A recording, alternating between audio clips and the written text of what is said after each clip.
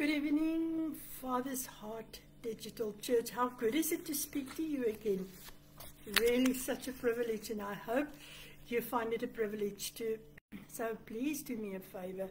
Make sure that you quickly, as you come on, that you quickly share the link with everybody, because we are going to talk about things that are so vitally important. And I'm so privileged that I can speak to you on these matters, because, man, life is life. And some people say it is what it is, but it is not what it is. Really, it is not what it is. It's a lot worse than that sometimes, depending on how we look at it. So just before we really get going in the meeting, I just want to encourage everybody, share the link as much as possible. And even on the restream, when you get this message, make sure that you send it out to somebody. Let them watch or log in or listen to the message, because it is really, really important. And so before I see there comes Monica, as usual. Monica, good evening. Wonderful to have you online. Wonderful. So just before we actually go in, let's talk about finances. Finances are so important, eh? We all have it or we don't have it. And if you have it, sometimes we become like, we believe it is ours and it's our doing, so we don't actually care for other people. But you know, actually everything in this world needs finances for it to be successful. Good evening, Kevin.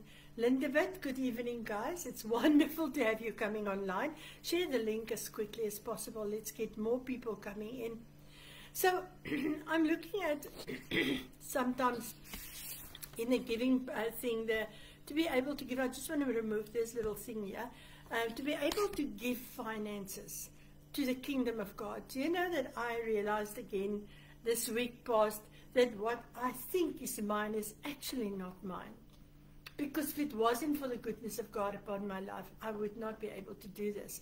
So how good is it to give then? Because we're giving back to God, and it's so good to give back to Him. And ultimately, when you see the kingdom of God growing, I was just thinking today, I came home and I saw that my neighbors are having a big party. And so I'm used to a party now and again there, and so I thought, oh, Sunday afternoon, here you go. But then when I'm in the kitchen, I heard these people praying up a storm outside. And so I realized, wait a minute, and I looked through the fence and I saw they're standing in a circle around the swimming pool and they are praying. And I realized, do you know that that church where I didn't even know what happened. My neighbor just told me they gave their lives to the Lord 2 weeks ago and they got baptized in their own pool today. But I'm just thinking about it. Everything that you want to reach the kingdom, you want to reach people, it costs. It's expensive.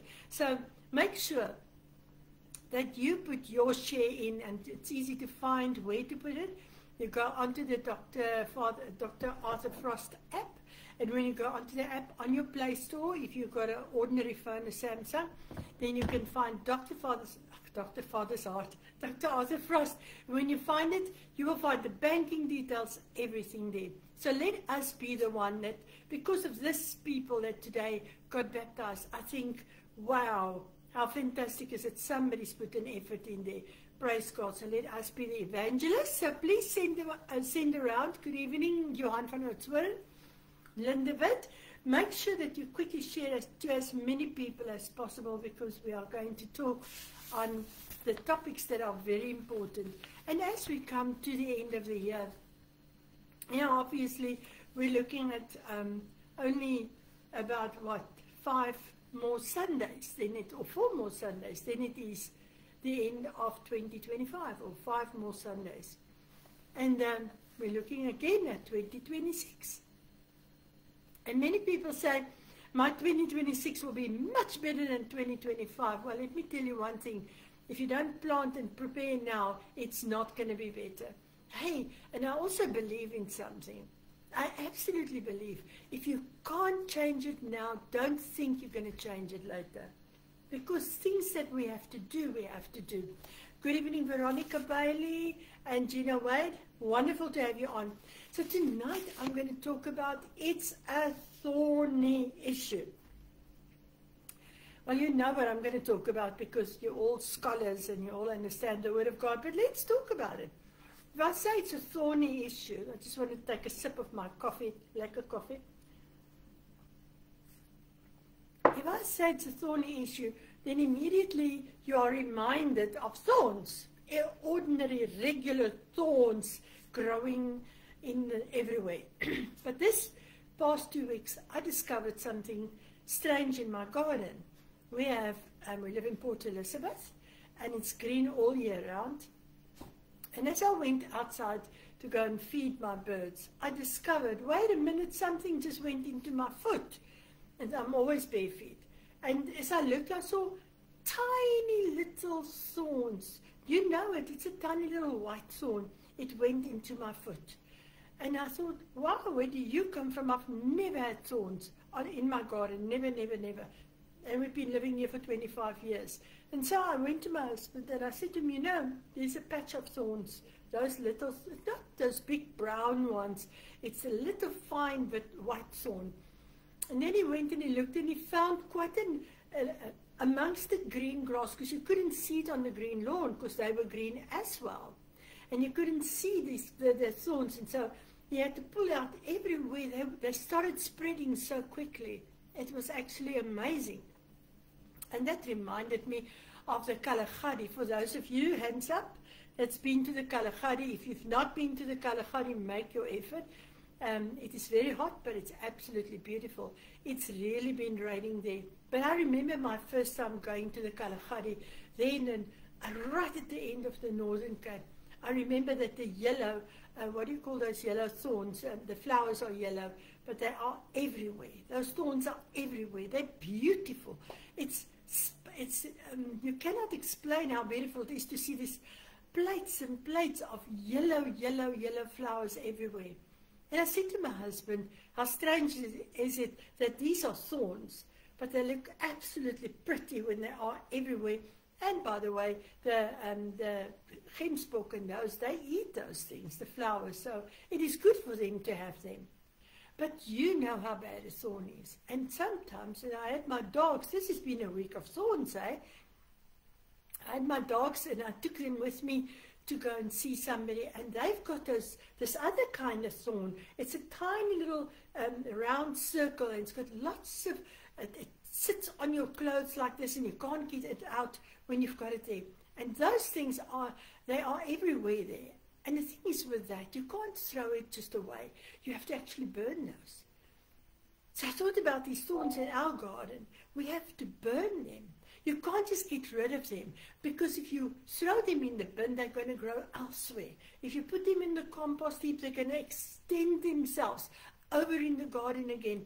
Thorns are very, very adaptable to whatever the area is. And this is what we're going to talk about tonight, the thorny issue. So let me take you to Mark 4, the book of Mark. We're going to go from verse 1 to verse 7. Mark 4, from verse 1 to verse 7. You know it. I don't have to read this, but I would like to read it so that you can see it again. It says, and this is, of course, Jesus talking to the people, and he uses parables. Isn't it strange that he chose thorns? Hey, it is really something. He says, and he began again to teach by the seaside, and there was gathered unto him a great multitude, so that he had to enter into a ship. Can you imagine that? And he sat in the sea, and the whole multitude was by the sea on the land. Picture this. And he taught them many things by parables, and said unto them in his doctrine, hearken. This is a little bit King James, eh? Hearken. Behold, there went out a sower to sow. And it came to pass, as he sowed, some fell by the wayside, and the fowls of the air came and devoured it up.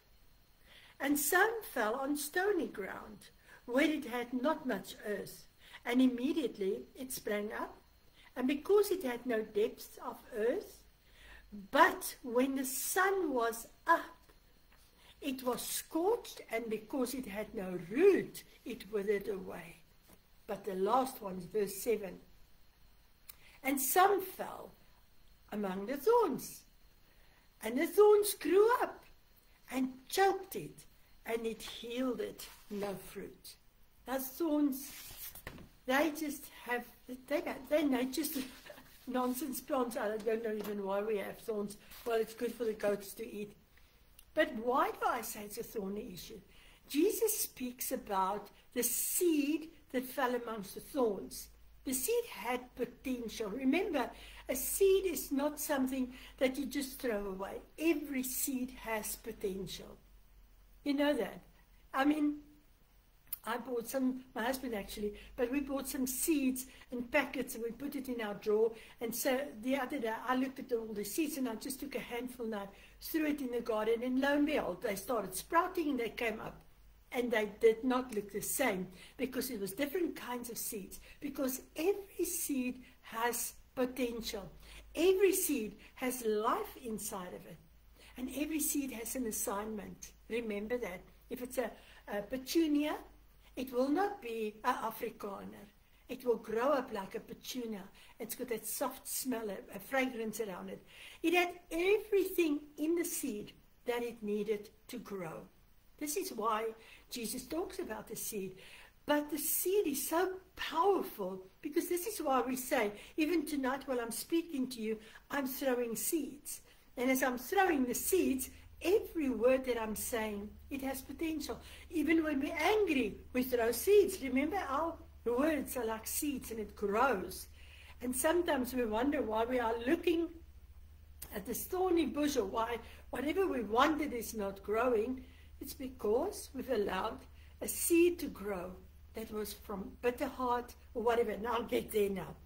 So the thorns came, and it actually, when the seeds started growing, it started choking it because the thorns is a quick grower. Remember something about the thorns, it doesn't need much.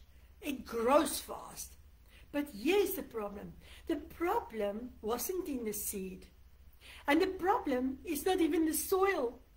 And the problem was the competition. The competition, the thorns that grew much faster than the seed. And this is when, I know I always say, today you hear the word of the Lord, and today the Lord speaks to you, and today you feel like God wants to encourage you, and you are all inspired, and tomorrow I'm going to read my Bible, and tomorrow I'm going to pray, and tomorrow you wake up and you've got a stomach ache. Something happens, and whatever your plan was is squashed. And then by tomorrow night you remembered, oh, I still wanted to pray. I'll do it tomorrow morning. And tomorrow morning will still be in the cycle because things will come and take away whatever you wanted. Because that is how it is. Now really, you must remember what I'm saying. Thorns are serious. Thorns don't come around just because. They are serious. When thorns grow around the plant, they steal the nutrition from the plant. They steal everything from the plant because they are dominant and they want to grow. Now, listen to this quickly. The thorns will steal the light from the seed. So they come, and I've seen it in Kalahari especially. There are plates and plates of these, what do they call them, those things? And maybe somebody can tell me. I don't even know the Afrikaans name. They steal the light. So these seeds are constantly buried under these thorn growths and in the dark. So they can't get out because they need light. They steal the space where these seeds must grow. And that is, I think, one of the worst things, because a seed needs a little bit of space, not a lot of space. But if that thorn comes and it grows over that space, then it's taken the space. And they steal the nutrients in the soil and around the plant, the little seedling that it needs to grow. And you know what it ultimately does? It suffocates the plant. It steals away from that plant totally, so that the plant do not have the energy to push through. It hasn't got in it to go past that growth of the thorns. So here's what's important. If you leave the thorns, then thorns don't just hinder growth, it will overtake growth. Haven't you found that? That many times in your life you are thinking to yourself, oh my goodness, why is my life stagnant? Why do I feel like I pray And it's like, God's not answering me. Why do I have all these things happening in my life? And that's because these thorns in our lives, it overtakes the growth of the seed. Now listen to me. A gardener, a good gardener, I hope you are all good gardeners, like we were. A gardener doesn't ignore thorns. No ways. When you see that thorn, you realize that thing is going to grow like overnight. It's just going to be everywhere. So gardeners don't ignore thorns. And a farmer doesn't negotiate with the thorns, even if it's beautiful and yellow and it looks so pretty. No, a gardener and a farmer, they know that you have to remove the thorns. Now, if I'm saying this to you, in Kalahari we can't remove it because it's nature and it's a place where game are roaming and it's not our baby. And it's how we feel sometimes. And the thorns in our lives obviously work the same. That is why Jesus used an example that really makes sense, doesn't it? He talks about the seed, he talks about thorns, the hard places, and the thorns coming around the seed or wherever. He knows that a seed is so powerful that we cannot ignore the fact that a seed has got potential. So Jesus comes and he explains that the thorns, and he says it's like the worries of life. Hey people, I know. Many of us say, I'm not worried, everything's going to be okay. Back at the ranch at night, you don't sleep well, eh?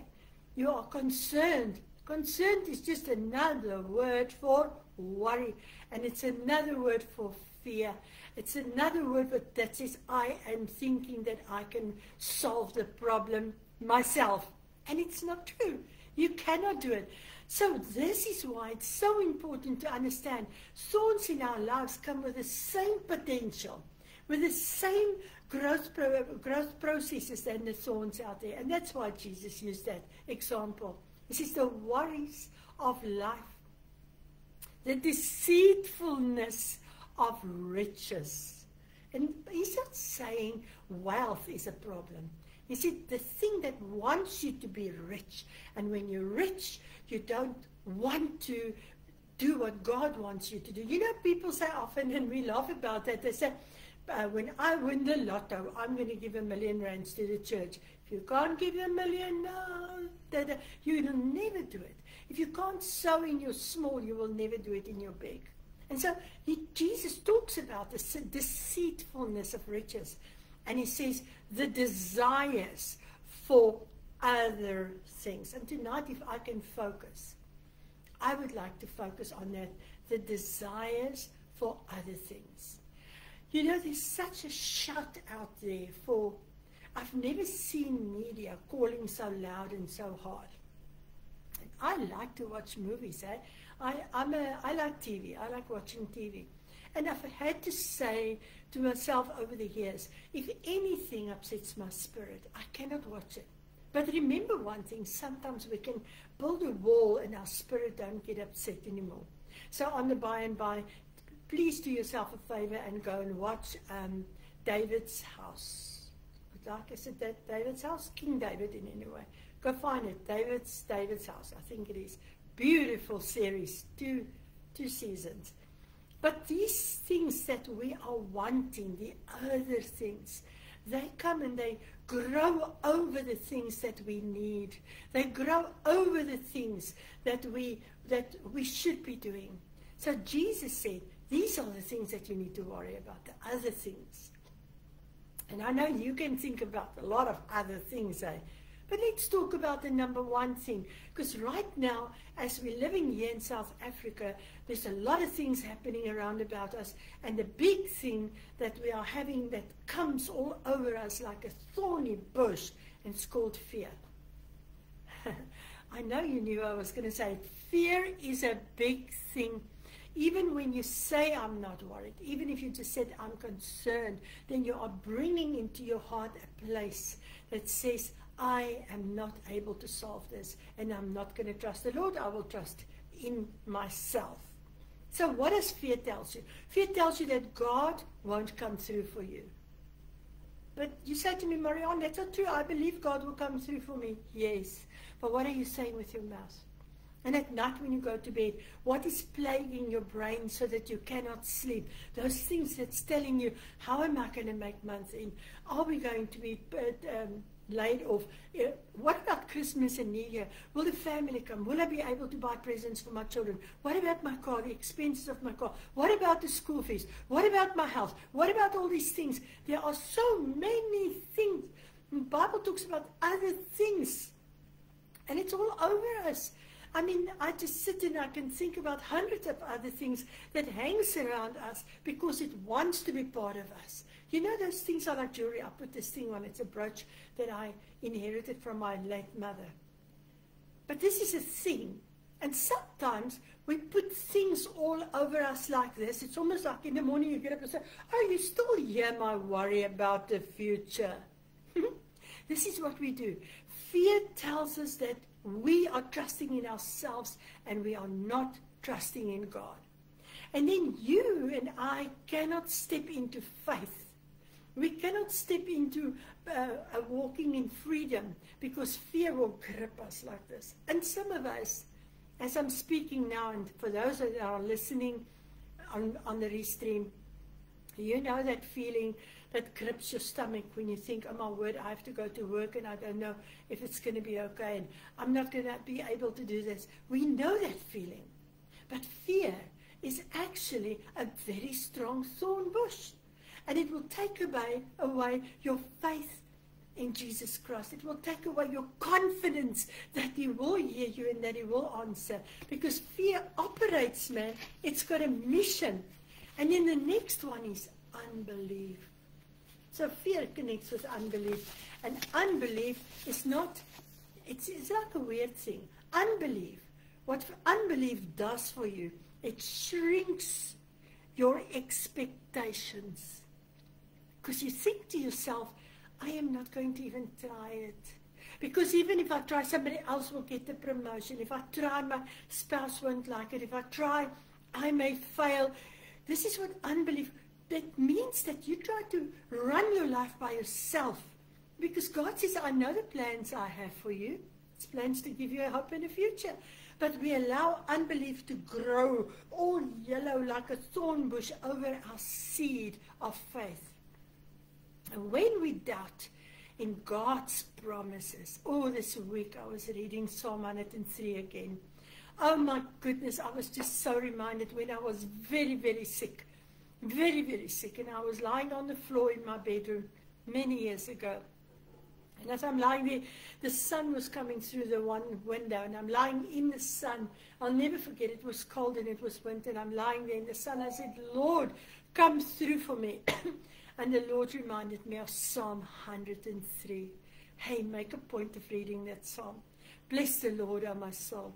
Forget not one of His benefits, who heals your diseases, who forgives your sins, who crowns you with loving kindness, who renews your youth. In other words, so much so that you can fly like an eagle. That's my translation. The truth is, there are so many promises in the Word of God, but when unbelief comes, unbelief says, I will make you believe that nothing is going to be okay. And that's a scary thing. You stop reaching out to Jesus when you have unbelief. You stop trusting in His promises. You stop praying. You stop dreaming because unbelief closes you into a cocoon of a place where you feel isolated, that you are the only one that is going through what you are going through. It chokes your faith that you cannot rise up and say, I can trust in Jesus. I know sometimes people say to me, I cannot even read the Bible anymore. It's true, because unbelief is choking you. That those thorny bushes, they are all over you. They're choking you. And that what you believed in yesterday and what you did as a good habit, you don't want to do it anymore because suddenly you feel that you cannot make it. It's just a big thorn bush growing over everything, and it's going to squash whatever you still have. The people that's watching me. And then bad habits. Oh my goodness. People have bad habits. You know what we do? We compromise. A little bit of compromise.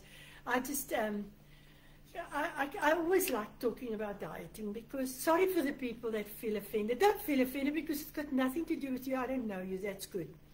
But how many times do I want to diet tomorrow? But tomorrow I compromise when that cake at work. Isn't it strange when you want to diet that somebody comes with the best looking cake? It's very unfair. It's like you announce, I want to diet, and they say, I'm going to challenge you if you want to diet. Or if you want to fast. I'm going to fast tomorrow. Goodness me, would you know, you compromise on your fast. Okay, now I'll fast the day after. Because we start compromising, it's a habit. Do you know, if you don't pray, you're compromising your prayer life, it's a habit. If you don't read your Bible, you're compromising your reading the Bible, it's a habit. And then procrastination. You know, I never understood it because I always said, I procrastinate. I think because I'm getting older, you know, procrastination comes with the age of your life. But it's not true. You procrastinate because you cannot make up your mind as to what you need to do. And I learned this from John C. Maxwell. Procrastinators need to have lists. You need to write a list at night before you go to bed. Make your list. So that when you get up in the morning, you look at your list. Then you will stop procrastinating. Also, he says, when you get up, when you wake up, immediately get up. Because when you get up, you will stop that spirit, that control, and I call it the spirit of your mind to procrastinate. Negativity, people, oh my goodness, negativity. You know, if I say to somebody and say, tomorrow's going to be a very good day. Oh, I hope so. I doubt it. Things has not been good for me. My finances don't work out. My family don't like me anymore. I don't like myself anymore. Ooh, we're so negative. It's hard when these bushes grow over your life and you become negative. You are so set into that negative mindset that you actually believe that what you believe is actually right. And it's not. It's negative. It's against the Word of God. Because God has given us hope. And He's given us a future. We read about that in the Word of God. And then the other thing that happens with habits is addictions. You know, many of us, we've got, and I said to my husband, it's strange how quickly we can become addicted to our cell phones. It's funny. You sit and you scroll, chick, chick, chick, chick, chick. You scroll everything, then you go out and you go into that, you scroll there, you go there. You can sit, an hour can fly by. That talks about procrastination. I think that's the biggest thing we need to do, is rise, put your cell phone on one side and get on with your list. Because this is the thing, some of us, our work is on our cell phones, like me. I have a lot of work on my cell phone. But I even find myself answering the questions, answering all the things, see to those things. Then I go, scroll, scroll, scroll. Because it becomes an addiction. You don't even know that you're doing it. And many people are addicted to things that they're not even aware they are addicted to. I think the cell phone is the easiest. Some of us, we have to watch because we're addicted to food, certain foods, certain things that we do. We're addicted to certain things that are habits in our lives. Just check your life out and see. So what are these things to? Bad habits like that. It's like a thorn that grows over the faith plant. It grows over your potential. It grows over the plan and the purpose that God has for your life. It drains your strength and it steals your joy. Do you know? It is weird. You feel tired. You wonder why you're tired. But when you go back in your day, you say, that hour that I gave to scroll, scroll, scroll. That unnecessary hour that I sit dawdling there that I didn't have to dawdle. Those things are there to steal our joy. Because I know for a fact, and you know, that if you did something very good for the day and you've gone through your list and you check, and you've done your list, and by the end of the evening or the afternoon you sit back and you think, wow, that was amazing, I've done that, and that phone, this one spoke to that one, did whatever you did, that feeling of satisfaction that you have, it's because we do things without habits controlling us. And the next one is lies. Oh, my word. By that, I'm not talking about lying. I'm talking about lies that we believe. Lies. The other lies are bad too. Lies that we believe from the pit of hell. Those lies that says that you are not good enough. You will never make it. Oh, I sinned so much. God will never forgive me. Oh, my life will never change. Nobody cares about me. Everything is going to be the same. Those are lies that we believe. We believe that God doesn't hear us when we pray. We believe that when I read my Bible and I pray, it's a waste of time. It's a lie from the pit of hell. Guess what? It's a thorny bush growing over your potential. It's tiring you out.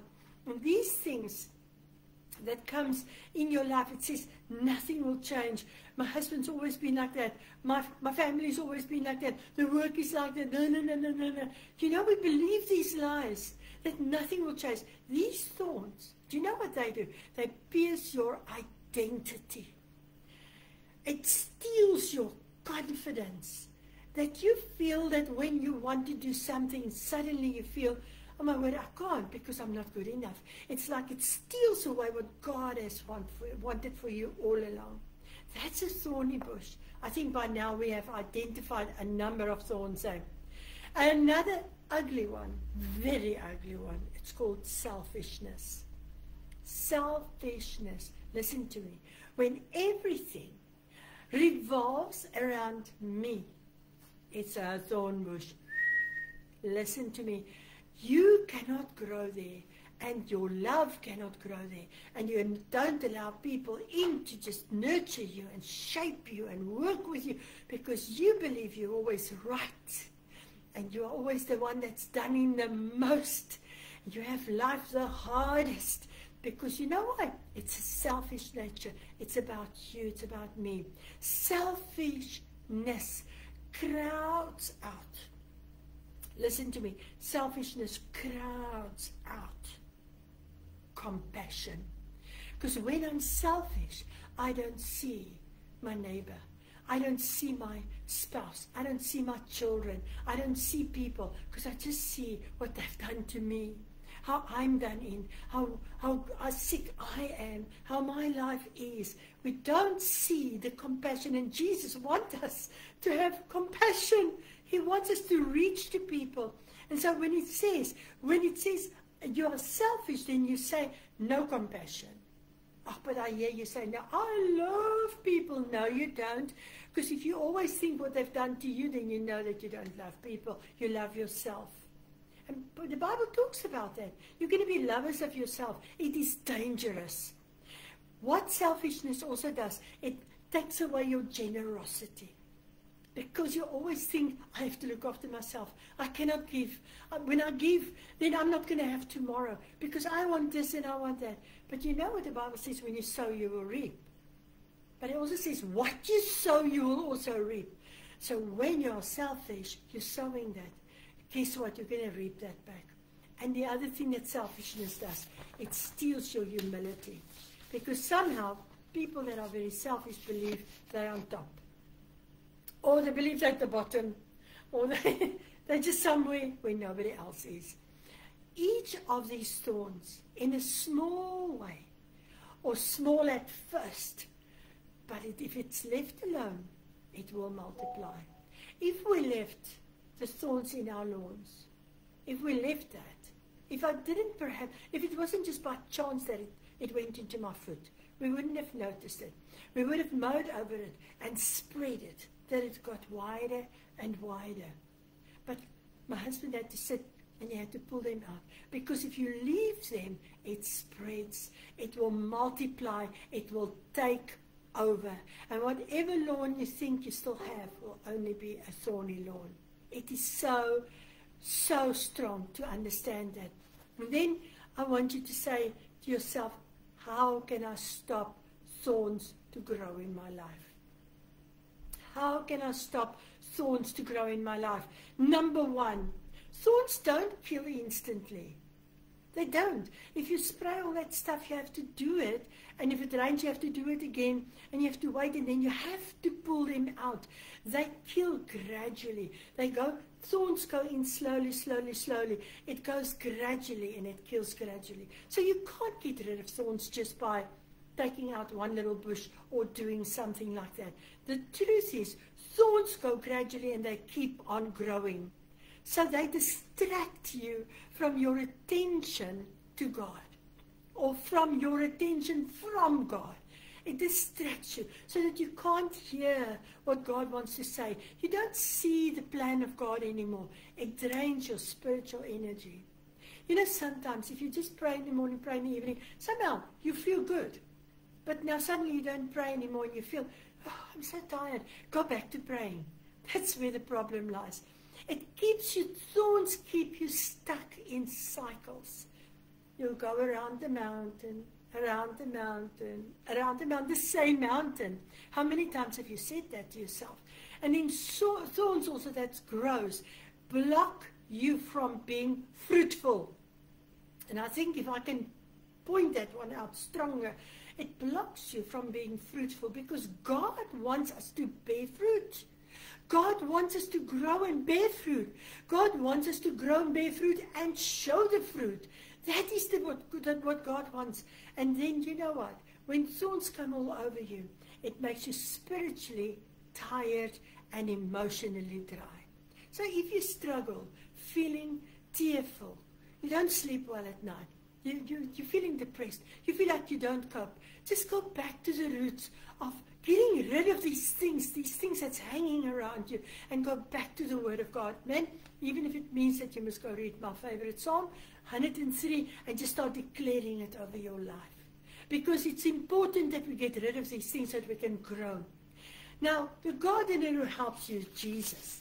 He is our biggest gardener. Isn't he just something? He loves us so much. After all my bad news, let's talk good news. The one thing that I want to say is, Jesus did not come to condemn you or me. He came to save us. And that is so wonderful. He comes to help us to be free from these thorns. And this is what he does. He helps you to remove them when you come to him. When you bring the fear and you tell him, oh, I read in Philippians again, come to Jesus, tell him everything. Why don't you sit tonight and just tell Jesus everything? Give him all your fears. And when you're done, then you thank him because you know that he's going to answer. When he comes in, Jesus comes and he says, bring me your fear. Bring me your unbelief. Bring me those habits. Bring me everything that's selfish around you because I want to uproot them. But if you come to him, he says he will not push you aside because he's not going to condemn you. And then what he does is he heals the wounds. Because sometimes we've become so hurt through our circumstances and the things that's happened to us that we are actually wounded. And Jesus says, I've come to heal the brokenhearted, and I'm come to heal their wounds. And then he strengthens you again. Oh, I know when I stand and I just say Psalm 103, that he redeems my life from the destruction. Oh, bless you, Jesus.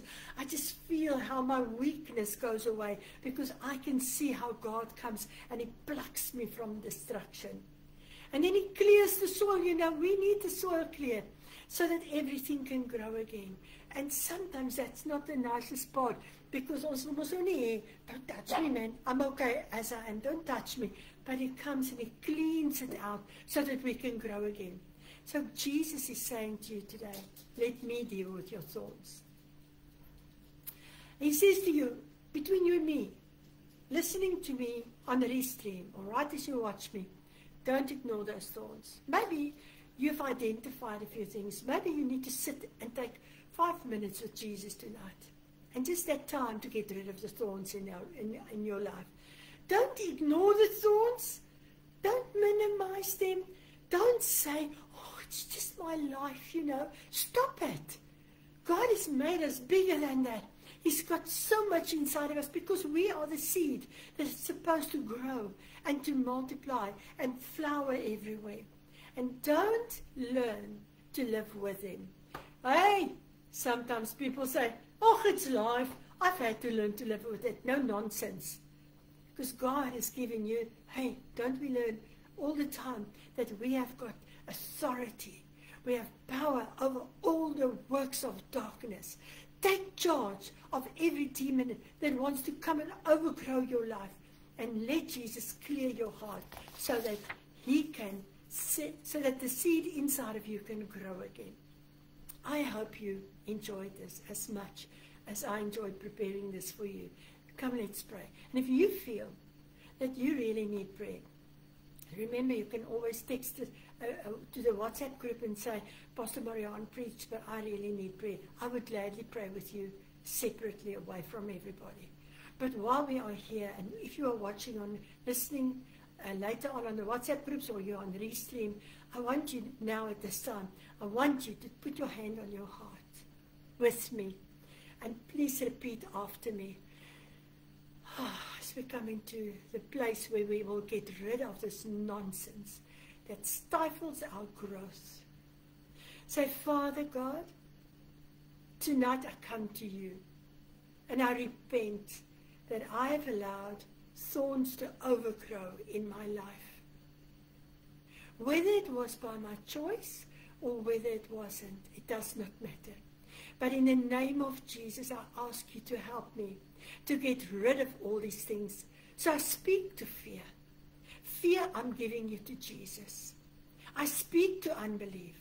Unbelief, I give you to Jesus. I speak to all the habits, procrastination, all these things. I give you to Jesus. I speak to selfishness.